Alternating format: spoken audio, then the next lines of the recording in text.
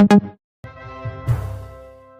से अधिक टेस्टिंग हो और इस टेस्टिंग की बदौलत हम हर जगह पे जिस भी एरिया में संक्रमण का पता चला है वहाँ पे हम लोग संक्रमण के केसेस जल्दी ही आइडेंटिफाई कर पाए हैं और जल्दी आइडेंटिफिकेशन होने से हम सब आज स्टेटिस्टिक में देख सकते हैं हमारी रिकवरी रेट कहीं से भी कंपेयर कर लें, हमारी मृत्यु दर है वो भी कहीं से भी कंपेयर कर लें, वो आज के टाइम पे बेहतर हुई। एक टाइम पे तो शुरू में ऐसा लगता था कि केसेस बढ़ रहे हैं और हम सैम्पलिंग करा रहे हैं, इससे बढ़ रहे हैं, क्यों बढ़ रहे हैं, ये कई लोगों को कंफ्यूजन था। तो आज और टेस्टिंग की कैपेसिटी आपको मालूम है शुरू में क्या थी और आज क्या 100-200 टेस्ट क्यों कर पा रहे थे, और आज अलग अलग मेथड टेस्टिंग के यूज़ कर रहे हैं, जैसे पूलिंग का मेथड जो रिकमेंड किया पूलिंग कर रहे हैं। नई मशीन आ रही है वो भी ट्रायल में चल रही है, एक और कोबास 8800 मशीन मेडिकल कॉलेज द्वारा बनाई गई है, वो भी जल्द आने वाली है। इस प्रकार से टेस्टिंग कैपेसिटी लगातार बढ़ रही है और बढ़ती भी जाएगी। तो हमारे अगर कोई लार्ज स्केल पे कभी भी आज नहीं 6 महीने बाद 8 महीने बाद में कोई पता चलेगा कहीं संक्रमण है, तो ये कैपेसिटी हमारी रहेगी कि हम उस संक्रमण का कितना फैलाव है ये पता लगा सकेंगे। आज लॉकडाउन 4 है और ये धीरे धीरे रिलैक्स ही हो रहा है, मूवमेंट अधिक बढ़ रही है। इसके लिए भी एक टेस्टिंग स्ट्रेटेजी हम लोगों ने बना रखी है कि कंटेनमेंट एरिया के अलावा भी कुछ कैटेगरीज रेगुलर हम टेस्ट करेंगे, जैसे सैलून, ब्यूटी पार्लर, सभी मेडिकल स्टाफ, आईएनआई के सभी मरीज, प्रवासी जो आ रहे हैं उनकी अधिक से अधिक टेस्टिंग चलती है। शहर में तो ये प्रोटोकॉल बना रखा है कि सभी जो भी बाहर से आ रहे हैं दूसरे स्टेट से उनकी एक बार सैंपलिंग करा रहे हैं। ग्रामीण क्षेत्र में भी लक्ष्य यही है कि जो भी व्यस्त आदमी आया है उसकी सैंपलिंग करा ली जाए, इसलिए ग्रामीण क्षेत्र से आप देख रहे होंगे लगातार केसेस आ रहे हैं, वो केसेस तो उभर नहीं रहे कि कहीं से कोई हॉस्पिटल में आ रहा है, वो सारा का सारा लगातार स्टाफ वहाँ पर सैंपलिंग करा रहा है। तो यही स्ट्रेटेजी हमारी रहेगी। 5 कैटेगरी की सैंपलिंग हमने 17 मई को ऑर्डर भी करा था, हमारे वेबसाइट पर भी आपसे भी शेयर करना कि 5 कैटेगरी में हम लगातार सैंपलिंग रखेंगे ताकि कोई नए एरिया में लॉकडाउन एकदम खुलेगा, नए एरिया में संक्रमण है वो हमें जो देर से पता चलता है, अगर हॉस्पिटल में लोग आए उससे पहले ही पता चल जाए। हमारी सैंपलिंग कोई भी संक्रमित एरिया में अगर है 50 संक्रमण है तो कहीं ना कहीं सैलून जाएंगे, कहीं ना कहीं किसी हेल्थ स्टाफ के पास जाएंगे, वो पहले ही वो संक्रमण का हमें पता चल जाएगा, लेट पता चलेगा। अभी एक और इशू कई दिन से चल रहा था माइग्रेंट लेबर का, आपको ध्यान है कि हमारे यहाँ पे लगातार ट्रेन्स आई हैं और ट्रेन्स गई भी हैं। कुछ वर्कर्स और डिमांड करते हैं माइग्रेंट वर्कर्स, उसके लिए भी झारखंड के लिए ट्रेन कल जाएगी, फिर लगातार 23 से 26 मई 4 ट्रेन बिहार के लिए जाएंगी। तो जो लोग सड़कों पर पैदल जा रहे थे उसके लिए राजस्थान सरकार ने ये किया था कि निःशुल्क शुरू में ट्रेन का टिकट दिया था, उसके बाद बसें भी हमारे यहाँ से लगातार चल रही हैं। उत्तराखंड और हिमाचल के जितने भी फंसे हुए लोग थे उनके लिए चली हैं, मध्य प्रदेश के लिए भी बसें चली हैं। इससे भी जहाँ से भी कोई फंसे हुए लोग हैं उनको अगर रहता है कि किसी जगह के लिए बस चलानी है, बस से संभव है तो बस उनके लिए लगातार चले जा रही है। और कई एक बड़ा ग्रुप है जो दूर के इलाके का है, दूर के यूपी के, बिहार, झारखंड, वहाँ के लिए ट्रेनें भी लगातार दस्तावेज है। नगर निगम द्वारा लगातार लॉकडाउन में सारे भामाशाह रामदाता NGOs के सबके सहयोग से आपको मालूम है लगातार फूड पैकेट्स, खाने की सामग्री, ड्राई राशन के लिए लगातार पहुँचाए गए हैं। अभी एक और चीज़ नई इसमें जोड़ी है, वो ये है कि कुछ लोग ऐसे हैं जिनका लॉकडाउन में बिजनेस कहो या फिर वो जो उनका काम था वो काफ़ी प्रभावित हुए, जैसे सैलून वाले हो गए, जैसे कपड़े की धुलाई वाले हो गए, ऐसे 37 कैटेगरी हैं, वो हम आपको शेयर पे करने हो गए, नाई हो गए, लिस्ट आई हुई है बिल्कुल, वो आपको पंडित वगैरह आए तो पुराना है। उस कैटेगरी का हमें गेहूं देने का है, एक्स्ट्रा गेहूं जो बाकी NFSA को मिल रहा है, उनके अलावा जो लोग वंचित रहेंगे उन सबको गेहूं देने का है। इसके साथ नई कैटेगरी और है कोई प्रवासी बाहर से आए हैं और उनके पास भी कोई काम है, उन प्रवासियों को भी वो गेहूं देने का प्रावधान है। तो ये आगे आने वाले दिनों में उन सबको चिन्हित करके उनको भी गेहूं वितरण कराया जाएगा। मैंने देखा था कि जो जिला प्रशासन की तरफ से जो बुलेटिन जारी होता है उसमें काफ़ी अच्छा विश्लेषण जो सार्थकता रखते हैं वो बड़े अच्छे तरीके से, बड़े सहज तरीके से समझाए गए। और काफ़ी हद तक जो मीडिया है उनमें से स्टोरीज भी बना के आप अपने पाठकों को, अपने दर्शकों को दिखा भी दें। बीच में एक स्टेज थी जब जोधपुर में, सिटी में खास तौर पे केस बहुत ज़्यादा बढ़ गए और थोड़ा सा माहौल इस टाइप का था कि शायद स्थिति जो एक हॉटस्पॉट को लेके जो एक बेचैनी होती है वो दौर भी था। मैं जब लास्ट टाइम यहाँ आया था तो स्थिति की वास्तविकता के नज़दीक पहुँचना है तो हमें अपनी टेस्टिंग को ज़बरदस्त तरीके से बढ़ाना पड़ेगा। तो मुझे खुशी भी है कि उस विज़िट के बाद हम लोगों ने अंदाज़न 2000 टेस्टिंग तक का संकल्प लिया था और आज हमारे पास लगभग 2500 डेली टेस्टिंग की क्षमता विकसित है। तो बड़े छोटे समय में जोधपुर ये जो मुकाम है वो हासिल कर पाया। अब इसका एक सीधा असर होना था, जैसे ही हमने टेस्टिंग को बढ़ाया तो जो आने वाले मरीज थे उनकी भी जो तादाद है बढ़ने लगी। नंबर तो बढ़ रहे थे पर जो साथ ही साथ कुछ और चीज़ें थी जो बड़ी इम्पोर्टेंट थी कि हमारी डेथ्स किस तरह की, क्या ये एक्चुअल कोरोना से इंड्यूस्ड डेथ्स हैं या ये उस तरह के मरीज थे जिन्होंने लगभग उनके हेल्थ के जो दूसरे कारण थे उनके कारण उनकी डेथ प्राइमरीली हुई। सेकेंड, हमारे यहाँ सीरियस पेशेंट्स हॉस्पिटल में कितने आते हैं? सीरियस पेशेंट्स बहुत से ऐसे शहर हैं जहाँ पे डेथ रेट बहुत है और वहाँ मेन रीज़न ही ये है कि उन्होंने टेस्टिंग को सही टाइम पे बढ़ाया। ना बढ़ाने से संक्रमण फैलता रहा और संक्रमण जब एक स्टेज पे फैल जाएगा, लेट टेस्टिंग होगी तो हॉस्पिटल में जाके पता लगेगा जब वो आईसीयू पे है या वेंटिलेटर पे है कि इसको कोरोना हो। तो जोधपुर में वो स्थितियां नहीं। हमने आज अगर मेरे ख्याल से अब तो मुश्किल से जयपुर और जोधपुर में अगर हम टेस्ट की बात करें तो लगभग अब हम बराबर हो, लगभग कोई 1-2 हज़ार का फर्क होगा। आंकड़े आप कलेक्टर साहब आपको उपलब्ध करा देंगे, मुश्किल से 1000-2000 का फर्क होगा। और ये मैं चाहता भी था कि हम लोगों को टेस्टिंग की दृष्टि से हम बड़े पैमाने पे टेस्टिंग करेंगे उतना हमारे लिए बाद में इसको हैंडल करना साइंटिफिक हो। तो इनकी भी जो टीम है कॉन्टैक्ट ट्रेसिंग की, उन्होंने भी कॉन्टैक्ट ट्रेसिंग काफ़ी साइंटिफिक तरीके से की और ले दे के आज आपके शहर में खासतौर पे जो इधर के 4-5 थाना क्षेत्र हैं, जो नागौरी गेट है, जहाँ उदय मंदिर है, सदर है या कोतवाली है या इवन खंडाबाद है, इस इलाके में कम हो गए हैं केस। अब आपका जो ये प्रताप नगर वाली जो आखिया चौराहे के पास वाली जो पहाड़ी वाला इलाका है, कुछ केस वहाँ पर है, उसको भी हम ठीक कंटेनमेंट स्ट्रेटेजी से कोशिश करेंगे कि वो भी एक अच्छे तरीके से हैंडल करें।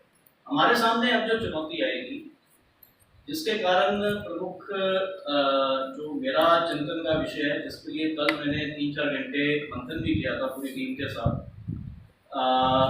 वो है जो इतनी बड़ी तादाद में प्रवासी दूसरे प्रदेशों से। आप लोगों के जरिए हम लोग ये चाहते हैं कि मे भी आप में से कोई कैंपेन चलाए या सभी आप चलाओ, जैसे आपको ठीक लगे। मेरा सुझाव ये है कि ये जो कैंपेन है, ये कैंपेन होना चाहिए कि उनका होम क्वारंटाइन कैसा हो। अभी जो प्रवासी आए हैं, एक तो ये ज्यादातर ऐसी स्टेट से आए, बाकी पैरामीटर्स हैं वो राजस्थान की तुलना में, जोधपुर की तुलना में काफी खराब है। बेशक वो सूरत से आए हों, बेशक वो अहमदाबाद से आए हों। अहमदाबाद का आपको पता होगा मेरे ख्याल 10,000 के आसपास, तो जहाँ 10,000 के आसपास केस हैं तो मृत्यु दर भी वहाँ पे बहुत हाई है। बॉम्बे है, बॉम्बे अपने आप में मुंबई जो है उसकी स्थिति ज़्यादा अच्छी नहीं। हमने इन प्रवासियों को फिलहाल होम क्वारंटाइन को लेके शुरू में हम लोगों को भी थोड़ा संशय था ये किस तरह से गांव के घर के अंदर कितना बढ़िया तरीके से संपादित होगा। अच्छी बात यह है कि वहाँ पे ज़्यादातर जो गांव के घर के जो सदस्य हैं और उनके जो समुदाय के लोग हैं, आस पड़ोस के लोग हैं, वो लोग मीडिया के ज़रिए इतने जागरूक हैं कि उन्होंने अपने उस परिवार के सदस्य को जो बाहर से आया है उसको प्रभावी ढंग से क्वारंटाइन किया है। मैं बेसिकली ये चाहता हूँ अगर ये क्वारंटाइन हमारा कामयाब है, हम 3 तरह से काम करें इन प्रवासियों के। एक हमारा जो मुख्य उद्देश्य है जो सिर्फ और सिर्फ वायरस पे केंद्रित है वो है कि अगर इसके अंदर संक्रमण भी है तो भी अगर इसका होम क्वारंटाइन अच्छा हो गया तो मोहल्ले में या पड़ोसियों को या परिवार के अंदर यह संक्रमण नहीं जाए।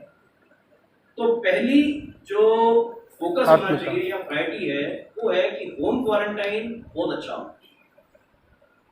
इसमें आप लोग बहुत अच्छा रोल प्ले कर सकते हो कि होम क्वारंटाइन में भी आप अच्छे केसेस जहाँ पे परिवार ने एक्सट्रीम चीज़ें भी की हैं, जैसे किसी को अच्छा लगेगा, मान लो मैं किसी परिवार से जुड़ा हुआ हूँ, मैं गुजरात से आता हूँ, तो मेरा परिवार मुझे मिसाल के तौर पे जहाँ पे चारा रखते हैं वहाँ पे मुझे रखता है।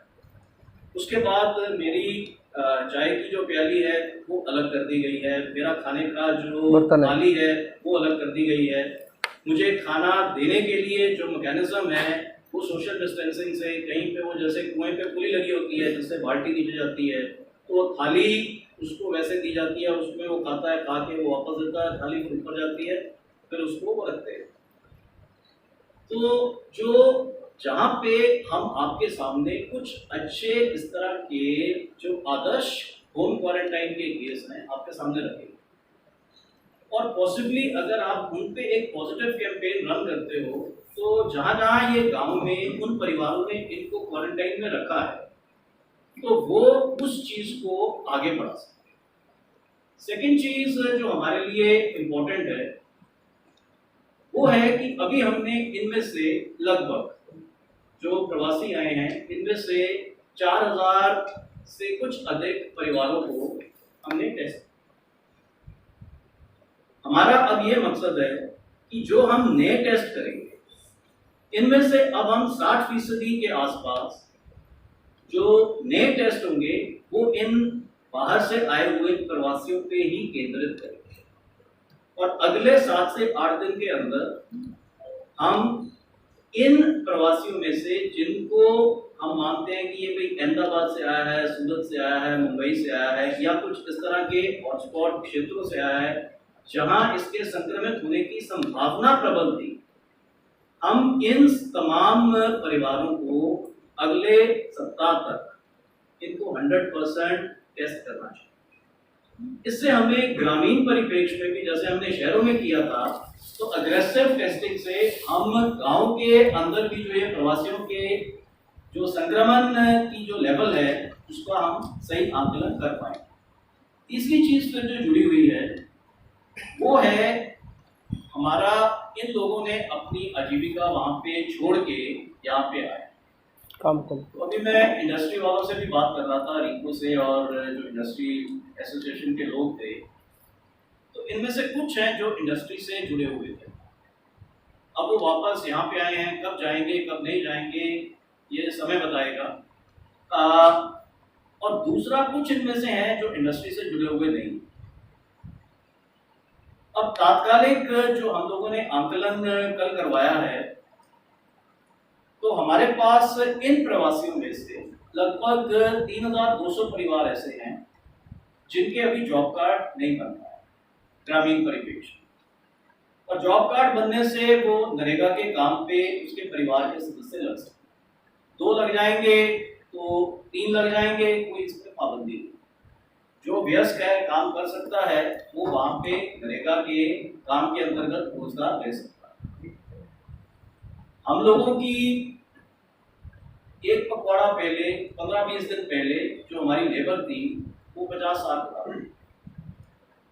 हमने जब लास्ट टाइम इनको निर्देश दिए तो 1 लाख को क्रॉस करने का हमने कहा, तो आज जिले में जो नरेगा की लेबर है वो 1,15,000। अभी मैंने जो कलेक्टर साहब को और इनकी टीम को जो कल निर्देश दिए हैं वो ये है कि हमें इस 1,15,000 को भी बढ़ा के प्रवासियों के लिए इसको 1.5 लाख से ज़्यादा अगले 7-10 दिन में करें। जॉब कार्ड भी जितने लोगों के बचे हुए हैं, ये जो प्रवासी आए हैं, इनके तत्काल जॉब कार्ड बनवाने हैं ताकि ये नरेगा के कामों पे नियोजित हो सके। जो इनमें से नरेगा में अपने गांव में काम करना चाहेंगे वो लोग वहां पे नियोजित हो सकते हैं। और इंडस्ट्री ये मैपिंग कर लें, इनमें से जो यहाँ की इंडस्ट्री, इस जिले की इंडस्ट्री या आस पड़ोस की जो इंडस्ट्री है, इनके पास ऐसा स्किल है कि यहाँ की इंडस्ट्री से जो पलायन हुआ है, कि दोनों तरह का पलायन हुआ है। लोग यहाँ भी आए हैं तो यहाँ से काफ़ी लेबर बिहार भी गई है, झारखंड भी गई है, अलग अलग जगह भी गई है। तो इंडस्ट्री के सामने भी चुनौती है। जैसे मैं अभी इनसे बात कर रहा था तो काफ़ी ज़्यादा इनको भी दिक्कत आ रही है जो पलायन यहाँ से दूसरे प्रदेशों में ही हुआ। तो हम ये मैपिंग करके अटेम्प्ट करना चाहेंगे कि इनमें से जो इंडस्ट्री में फिट हो सकते हैं उनको हम इंडस्ट्री में फिट करें। तो मुख्यतः ये 3 पॉइंट के हिसाब से हम जो अपने गांव में आए हुए जो प्रवासी हैं इन पे हम अपना बंदोबस्त करना चाहेंगे। आप लोग अपना जो फीडबैक है, जो बेसिकली इस नियंत्रण को लेके आपके कोई सुझाव है वो आप देंगे तो हमें भी अच्छा लगेगा अगर हम उसको किसी नीतिगत या अपनी जो स्ट्रैटेजी है उसमें हम शरीक करें। मुख्य मकसद हमारा आज बैठने का कितना है, कितने प्रवासी जो हमारे पास एमडीएम में भी और एमजीएच में भी जो कोविड के केसेस हैं उनके पेशेंट्स को हम एडमिट कर रहे हैं। अब हमने इसका जो प्रोटोकॉल है उसको हम बदल रहे हैं। बदल के हम ये प्रयास कर रहे हैं कि इनमें से जो गंभीर प्रवृत्ति के जो हमारे केस हैं उनको हम एम्स की तरफ शिफ्ट करें। एम्स प्रबंधन से भी हमारी इस संबंध में बात हो गई है और इसका सीधा फ़ायदा यहाँ की जो संभाग की जनता जिनका एमडीएम और एमजीएच पे नॉन कोविड केसेस के लिए निर्भरता है उस पर सीधा रहेगा। कब तक सर इसको पूरा करना? ये हम लगभग इन्हीं दिनों में जल्दी से जल्दी ये जो व्यवस्था है इसको हम बिठा देंगे। सर जो 2 घंटे में मैंने किसी पुलिस वाले के चेहरे पे ये थकान नहीं देखा और ना ये शिकन। और ये डीसीपी साहब मेरे पास बैठे हैं, ठीक है। और देखो मैंने वहाँ पे नर्सें थी, उन 3 नर्सों की बाई चांस वो रास्ते में मुझे मिली, उन तीनों की जो उम्र होगी वो 55 साल की। मैंने जब उनसे बेसिक सी चीज़ पूछी कि आपने इतने दिनों से रेस्ट नहीं लिया, आप कहाँ से हो, तो वो गाँव के नेतृत्व अपना वजूद कायम कर। सर एक बात